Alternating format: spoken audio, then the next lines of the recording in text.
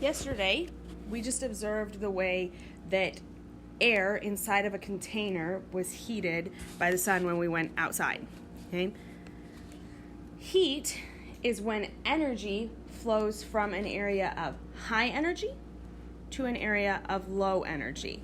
Okay, so when you touch a desk and that desk feels cold to your hand, what's happening is energy is moving from your hand into the desk.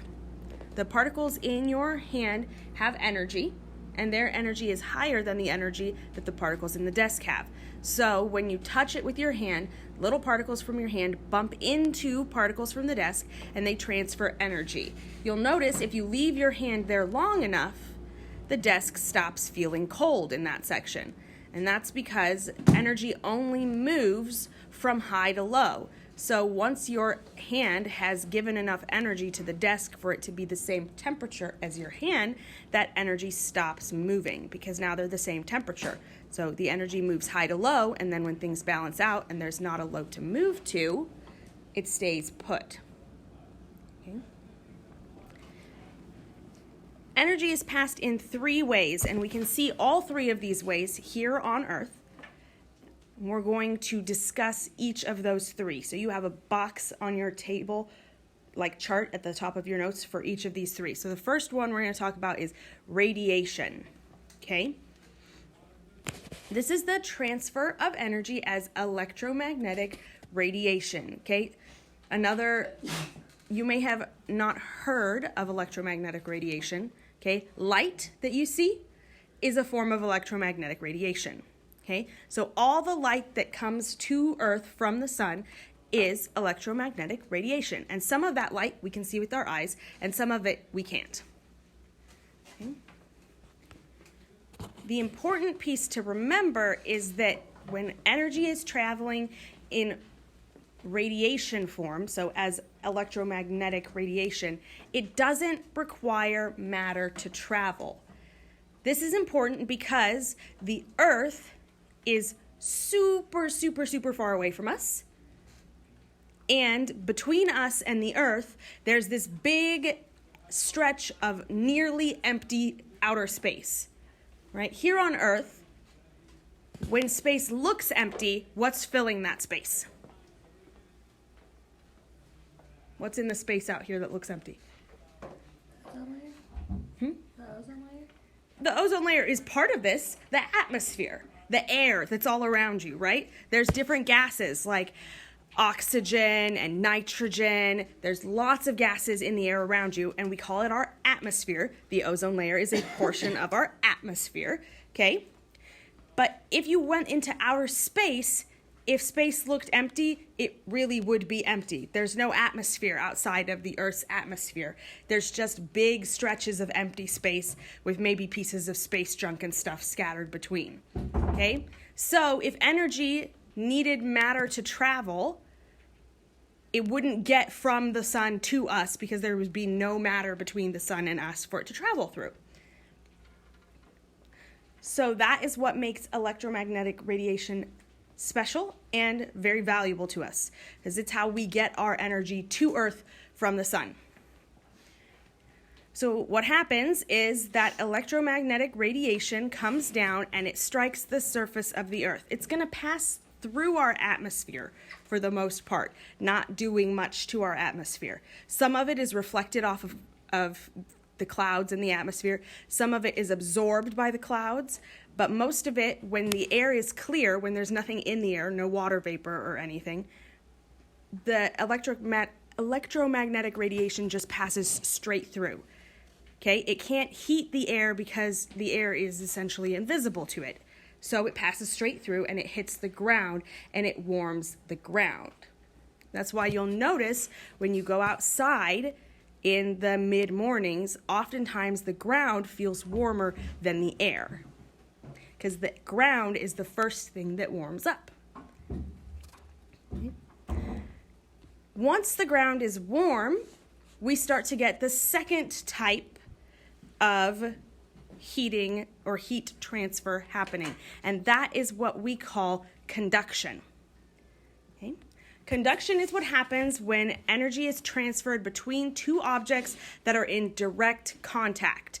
So when we did the thing where we put our hand on the desk and the desk warmed up, that's conduction. Heat is going from your hand directly to the particles of the desk that it's touching. We rely on this type of conduction or this type of heat transfer for a lot of our cooking, right? If you put your pot on the stove, it's either in direct contact with a burner that's getting hot or with a flame that's heating it. So the objects have to be touching. You can see why this wouldn't be how we got energy from the sun, right? The sun is too far away and it can't come in contact with any particles to actually transfer energy to them. So it doesn't work for that, but what it does work for is the ground touching the air, okay? This requires matter to touch. So when the ground and the particles in the air touch each other, energy is transferred from the ground to the air and the air starts to warm up. That's why you notice that at noon, the sun is highest overhead and we're getting the most sun of the day, right? But noon isn't usually the hottest time of day. Usually the hottest time of day is about 2 o'clock.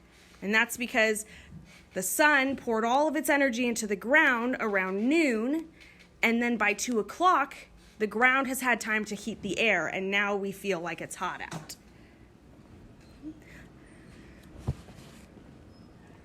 But not all air comes in contact with the ground. So how are we getting this heat? Convection. Yeah, the last one, convection. Convection is the transfer of energy inside a fluid by the movement of fluids from warmer to cooler areas. Okay? This requires matter to be a fluid. A fluid is either a gas or a liquid. And the reason it has to be a gas or a liquid is the particles have to be able to move around each other. Okay?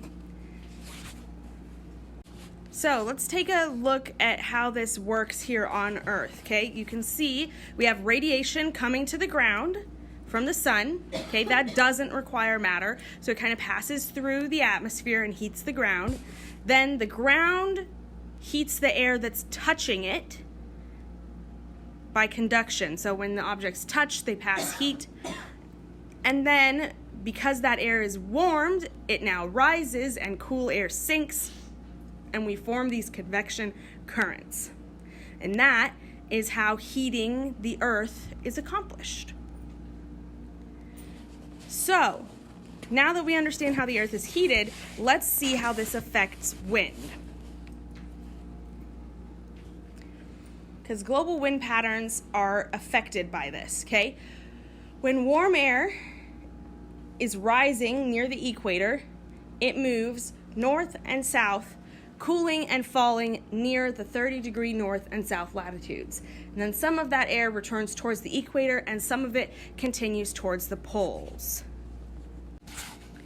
At the poles, the opposite is sort of happening.